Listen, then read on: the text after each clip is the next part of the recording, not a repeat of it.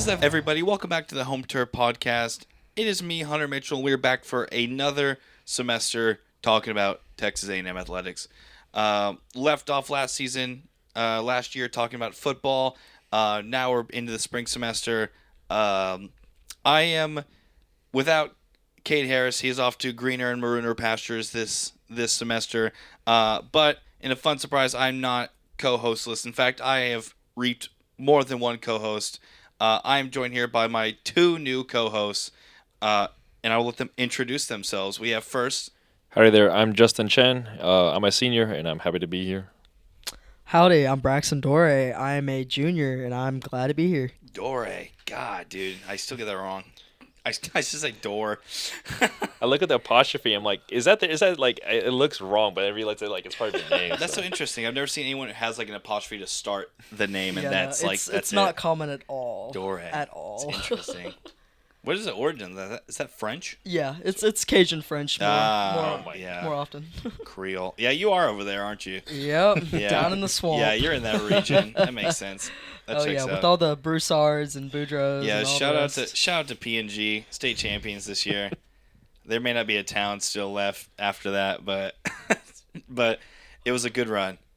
It was a good run. But we're getting, kind of a late start to this. We had a couple weeks getting everything situated, get everything in order, but home turf back on our regularly scheduled program. Just in time too. We got softball coming up this weekend. And Braxton, you're covering softball for the battalion this semester, aren't you? Oh yeah. It's my major beat. I'm excited to kick off finally. Feels like we've been waiting for a while. Yeah, there's always that lull where you just have basketball for a little bit and then you get to it. Of course, I won't complain. You know me. But I mean, really exciting team going into this year. Obviously they're opening with their softball's always really intrigued me. How they go about their early season stuff with the like invitationals and whatnot. Baseball kind of does something like that. Like I know A&M baseball, and getting that later this semester, has their Globe Life little tournament. But I mean, they open with Valpo on Friday, and then they go right into Lehigh, and then play Lehigh again Saturday, and then go into Tulsa, and then play Tulsa again on Sunday. Such a unique schedule for softball. It's just something I've always thought was so weird how they and I mean they do it like 3 times. I mean after that they have another invitational and then another one. So it's back to back to back. It's and then, all 4. They have 4. Well, they don't play any similar teams in that one. So it's that non-conference is really tests your mettle in softball. But really exciting softball team this year. Year 2, Trisha Ford tenure, made it to the finals and regionals. Lost that school in Austin, but a lot of promise going into the season, I would say. Oh, absolutely. Especially, the former Pac-12 Coach of the Year in 2022, coming from ASU. She's already made her impact already in her first year. And, like she said recently, it's time to get past the honeymoon phase. It's time to move on into, really competing in this conference and in this, in the NCAA tournament. Yeah, I mean, she gets that successful coach moving to a new school kind of benefit, poaching Arizona State a little bit. Picked up a load of really great transfers in the portal, but 2 really big ones, and you get the feeling that she's really building up to make a difference and make an impact as soon as possible now.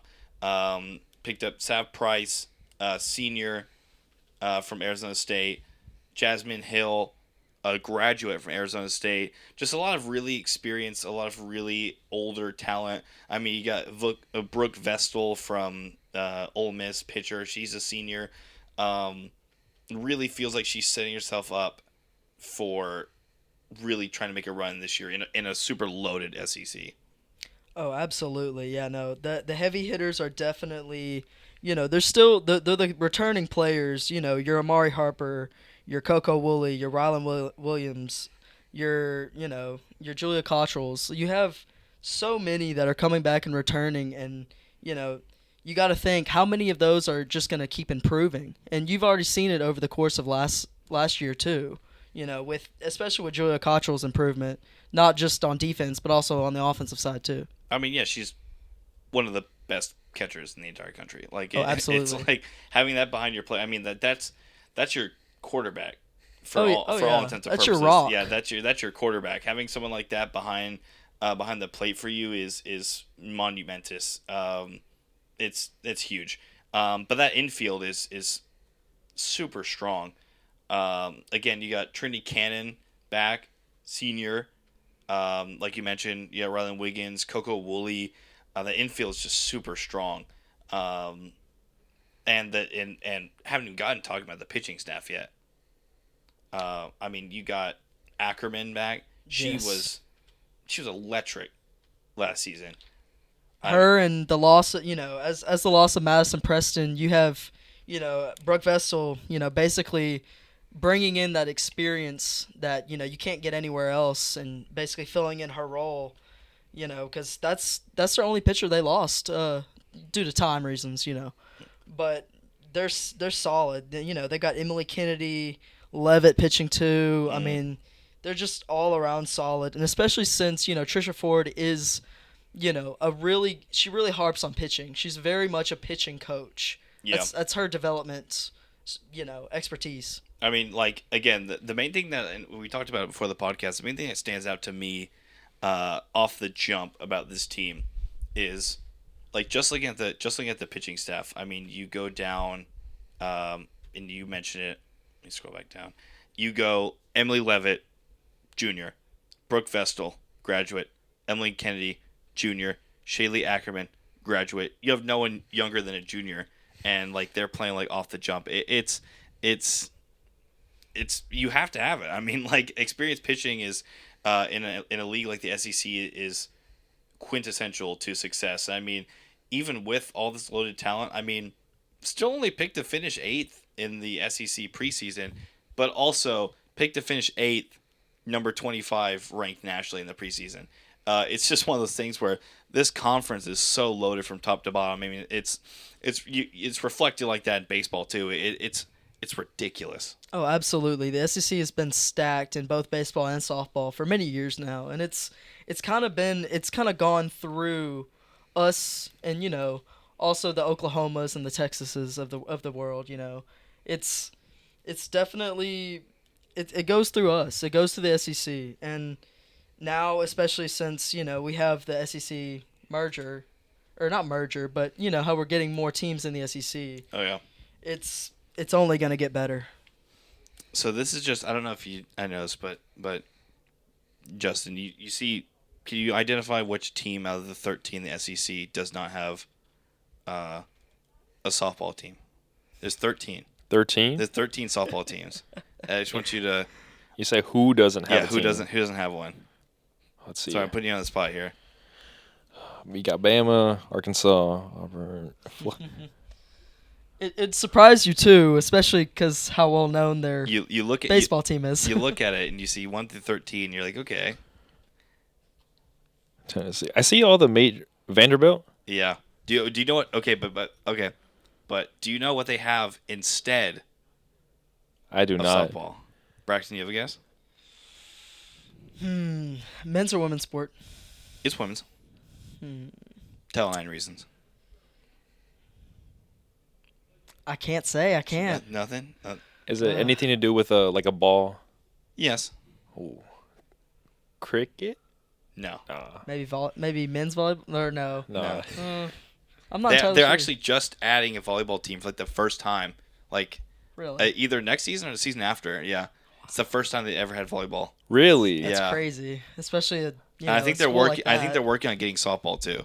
I thought there were more athletics in at Vanderbilt. I didn't know there was like so few. Vanderbilt's interesting. They actually just got they got an AD a woman actually, and she's doing a really good job getting women's sports there. And like it's kind of ridiculous. I feel like that you didn't have volleyball or softball, but I will say instead of softball, they have bowling.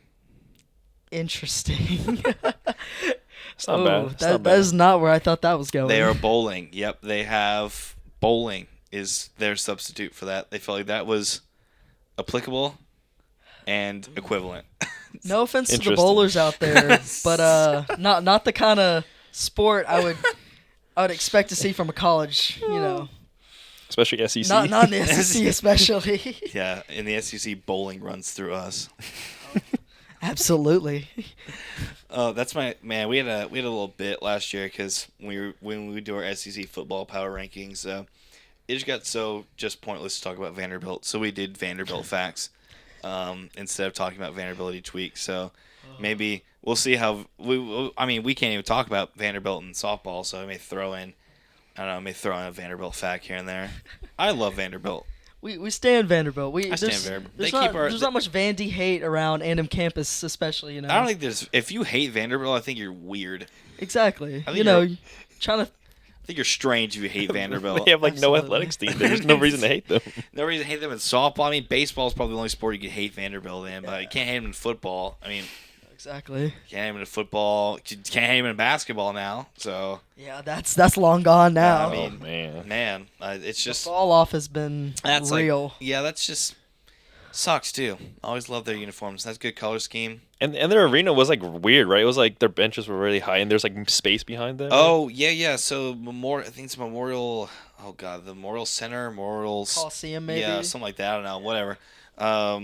Memorial Gymnasium. That's what I'm thinking of. That's there's a word synonym I was missing there. But yeah, it's the court is raised, so everyone's bench is on the ends, and the court is here, and you sit here, so you're looking You're looking chest level oh my God. at the court. It's super strange. I hate it. Yeah. I would not like to I watch, guess that's sit one there and reason watch to a whole read. game. People, no. people it's considered one of the classic historic gyms, and I guess, but I've never.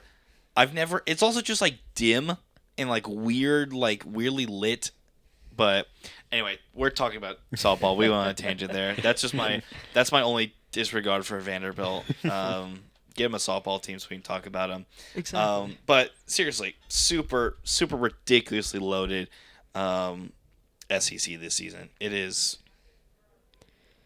I mean, without a doubt, it's kind of like how baseball shapes out. You go 500 in baseball, you're making NCAA tournament. Oh yeah, you're guaranteed a spot. Yeah, but then even softball, what we were talking about 2 seasons ago, we went 6-18. 6-18. Yeah, it was Yeah, it was in a very conference. very tough time here. In 6-18 in conference play, and still made the postseason, which is that just shows you it's ridiculous. I mean, that Tennessee team has always been up there. Oh, absolutely. Georgia made a really really good run last year. Interesting to see Alabama that low actually in the 6th spot. They've been kind of running things for a while, but wow. Yeah, that series with Alabama, I always remember. It's always a very tough That's right. matchup. It's very in your face, grind out, Mm-hmm. make sure you have enough energy to get through the entire series throughout the weekend. Yeah, I mean, you look across the board. I mean, Georgia 42-15 last season, Tennessee 51-10. That's My goodness, man. yeah. I mean, last season Alabama 45-22, LSU 42-17, Arkansas 40-19, Auburn even 43-19, Florida 38-22. It's the records just speak for themselves. I mean, it's super tough conference. But that being said, I mean, you look at all the experience, and that's always been my thing for, I don't know, everyone has that one thing in every sport they really, really, really focus on and harp on. I'm a big defense guy in basketball, Oh I yeah, love we some- I love know some- well and well. Love some grinded out defense, kind of defense leads to offense. Don't get me wrong, I love high scoring offenses, but there's something about, getting some stops in a row, grinding out an offense, kind of nitty gritty. But I think experience will be the key for this team, truthfully. I mean, they get a good warm up series, I think. You start with Valpo, who was 8-41 last season. Yeah, they definitely are getting away from, the fall game exhibitions against themselves. And, it's even though they may not be, big name Power 5 schools, they're definitely still, different competition, a different way to, kind of see how your roster plays out in real time. Kind of see how your lineups are going. And, you can be experimentative a lot. Yeah. I feel like to go from that to straight to Oregon like next Yeah. week is just. Oh, I feel like that's a crazy Huge shift, of course. turnaround. That's a the Campbell Cartier Classic in San Diego. That's ranked on ranked that's on big. ranked. You get number 13 Oregon, number 24 San Diego State. Then you get a little bit of reprieved LMU, and then back to San Diego State, and then close with Oregon. I mean, I think with that, like in that Classic, I think if you go 3-2, even. You're coming out ranked. Yeah, like I like you're coming up like you're mean, bumped If up. you beat like, one of them, yeah, that's Yeah, fine. no, Yeah. you're definitely coming out really strong. I mean, going you into the go season. you go 4-1. That's 5-0. Ooh man, you go 5 that's crazy. Like We can only hope. Yeah. We can only hope. Because then you come back, Texas A&M Invitational, more warm ups. You get C-Law, you get St. Thomas, you get a good one against Kansas tucked away in there, but 2 games against North Dakota State, and then UTSA, Sam Houston, some decent ones over. Man, Trisha loves going to the West Coast. Dude, she ooh. Loves going loves going home. Loves going to that West Coast, man. We got two separate. And hey, I'm sure they're not complaining. I'm Oh, sure they're not absolutely complaining not. about 2 The sun in their February face, trips come on. It's not bad at all. to San Diego and then Fullerton. Yeah, I'm sure they're crying about that. But you get Michigan, LBSU, Cal State Fullerton, DePaul. Wow, they're traveling. Wow. Chicago. Bet you they're not complaining either. March, Yeah, no. February, March in Chicago. Phew, that's got to be brutal. Or it's a beautiful time of the year. But I mean, like, pretty favorable. Pretty favorable non-conference. I mean, like in terms of just kind of getting all your ducks in a row. I think the most important part is that Classic with Oregon, San Diego State really taking care of business. But I mean, like you look at who they have at home this season. You get Auburn at home. That's big. Auburn, one of the better SEC schools. Go on the road, LSU. That's a tougher one. Kentucky, that's a winnable. Go to Alabama. Again, talked about Alabama. Ole Miss at home. To Florida. You've got truthfully not the toughest SEC schedule. All things considered. I mean, Mississippi State on the road. That's big. I mean, Mississippi State picked to finish. What was it? I think they were dead last in the SEC. Yes. You pick to finish dead last in the SEC on the road. If you want any road matchup in the SEC, that's who you want. And then South Carolina picked to finish right behind you. So you get them at home. Could have gotten someone else at home, but still solid. Getting Auburn at home, big. On the road, LSU is probably your toughest series, but then you get Kentucky, Bama, and then Florida. Florida's probably finishing at Florida is probably your toughest. But I mean, all things considered, you don't play Georgia, you don't play Tennessee, you don't play Arkansas. It's not bad at all. Not bad. Yeah, No, no. you're playing. That's a very relaxed SEC. You're playing matchups. 4 out of the 5 schools picked to finish below you. A&M picked to finish 8th. Out of the 5 schools picked below you, you're playing 4 of them. So, I think the outlook for this team, I don't think hosting a regional is that outlandish this season. I think if you ask Coach Ford, I think that should probably be the expectation. I think is what she would say. I mean, you've got an infield that has experience against some of the best teams. Went 35-21 last season. You've got a pitching staff that was elite. I would argue. Maybe if you're gonna say they were great. I mean, if you don't want to go that bold, but Ackerman was one of the best in the conference. Absolutely. Yeah, and so you look at that staff. You look at that infield. You look at Ryland Wiggins. You look at Coco Woolley. You look at Trinity Cannon. You got Cottrell behind the plate. Now in the outfield, you got Jasmine Hill. Like you just got weapons. You've got depth Yeah, too. you've got- Depth is a major thing that they were lacking last year. I just remember, you had if Coco goes down in the in the infield, it's slim pickings for who's left to fill her spot and to really make up for her spot. And now they just have so many more weapons to add to it. I feel like it's just setting them up way better. Yeah, I didn't even talk about like Keely Williams. She had some really, really good games last season. Kylie Griffin now as well. I mean, it's just A lot of transfers in too, which is crazy. Yeah, exactly. Like A&M softball set up. she is setting herself up for immediate success this season. You could tell, like you can kind of guess the trajectory. Like she's building up her pieces well. I think she's getting some youth in there, but with the transfers in and the class and the team she has now, the pitching she has now, the bats she has now, like she's in a now right now. Oh yeah, it's a win now mentality. Absolutely. I would love a now counter for but. How many times we said it this is far? that's a two-handed count right there. But I mean, I really and when you look at the rankings, of course this is as a grain of salt, but I mean I feel like 8 for this team. I feel like this team could really end up finishing like 5, maybe even 4 and above. Like that, I definitely really have the talent. I think the talent and the experience to not get rattled in the SEC. And I think we'll definitely know more after we get through that Oregon San Diego State Classic. Those tougher non-conference matchups will definitely be a prover. But I mean, I think if you make it, to SEC play, and I mean you don't lose to anybody you're not supposed to. Which I mean, softball, baseball happens occasionally. You occasionally drop one to a team that if you play 10 times, you beat them 9. It just goes down like that occasionally. It's really the series matchup you're trying to win more likely, But it's doable. It's very, very doable to go in with 2-3 losses coming into conference play, and with that favorable conference play, I mean, this could be a team that Braxton, you're requesting media credentials for a regional. Oh yeah. I really think.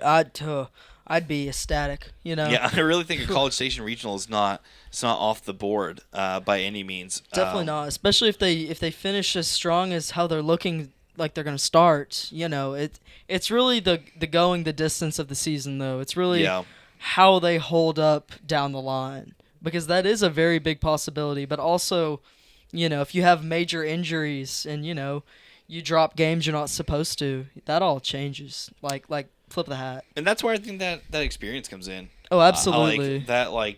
Sometimes that grind for younger players can really, because it's so different from high school. It's so different. It's a 180. I mean, it's you go from playing people who are probably going to graduate and never ever play again to playing never pick up a softball again. Yeah, to playing the nation's best every week. It can really wear you, but then you look and this team has done that for years now. This is not. Yeah, no, they've been competing. It's not that they haven't been competing. They just their winning mentality is it was lacking until Ford came into town, and I think she's really setting it up for a good long run, a good long coaching tenure here. Yeah, but I think she's in the short term. She's looking like she's kind of showed she showed her cards early that it's. Absolutely, and I'm glad that is her mindset, because we didn't want someone to come in and slowly build stuff. We do want to win now. I mean, we've gone through our seasons where we're 6-18. It's not it's not ideal, and you want to bring in a coach that can make an immediate difference, and I think that's exactly what they got in Ford. Yeah, I think that for softball this season, it's not losing sight of yourself. I think that. A&M teams, maybe past, maybe present, have had issues with people being excited about them and not living up to expectations. Will not name a single name, but viewers can infer. I think everyone who's listening, who has probably dawned on any shade of maroon, has probably felt the sentiments of that. Absolutely. But that being said, there's a lot to be excited for the softball team this season. I think they're super well-rounded, experienced, and all they have to do is just keep Keep the keep the ship upright. Keep the. There we go. Absolutely. keep the mass unfurled, I think, and making sure that they're staying the course is the most important thing. Keep on chugging. Yeah. I mean, hey. I really will. I'll call it now. I will say this team will be hosting a regional.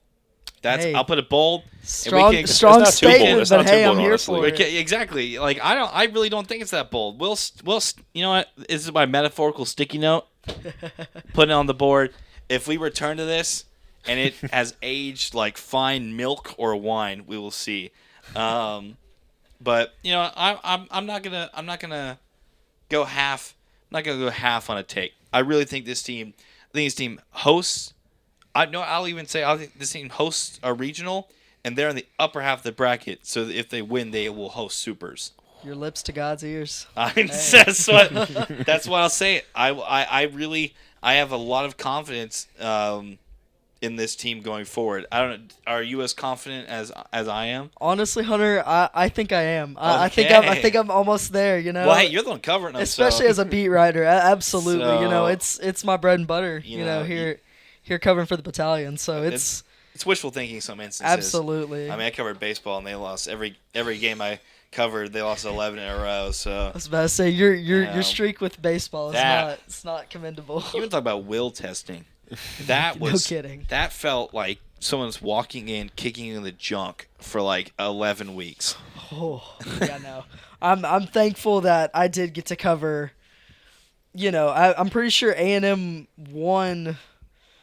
I'm pretty sure we only dropped one or two series matchups at home Well, there you go. the whole year last year. Then you're covering all of them. Oh yeah, no, I was definitely in the A clear. little good luck charm. You're covering I know, all of them. Then. I right? don't know what to tell you. I've got a lucky shirt for basketball. Really? Yeah. It's Ooh. a shirt I wore when they played Kentucky and when they played Florida. And won both. Yeah, went both 2-0, close. 2-0. So hey, It's your turn, Braxton. maybe you gotta find that lucky. Maybe I need a I lucky might shirt have for to. right I cover. might have to. What about you, Justin? What you got any bold takes, bold predictions? Again, I'm not the biggest, I don't know, too much about softball, but just looking at the schedule, it looks like, the more I look at it, the more like hyped I get. It's like you only have Oregon, and you have San Diego State early on, and then from there on, it should be smooth sailing. Yeah. And maybe like Bama, but like other than that, it looks really good. So just if they stay healthy, if they're together, then I don't see like too much like wear and tear. Honestly, like I see them going like a lot better than last year, of course. So You heard it first. Justin thinks they're winning the national championship they're taking it all the way. on the board. All the way. Wouldn't that be great at that age? If that age, well, Wow. I will let you take. We'd be talking. We'd be referencing this episode. I'll let a you lot. take full credit for that. If that's happening, I will let you claim that take. But a lot of excitement coming in for two spring sports that are starting up. You got baseball starting next week. Lots to look forward to. But for right now, that is it for this episode of the Home Tour Podcast. I'm Hunter Mitchell, I'm Justin Chen. I'm Braxton Dore. and we'll catch y'all next time.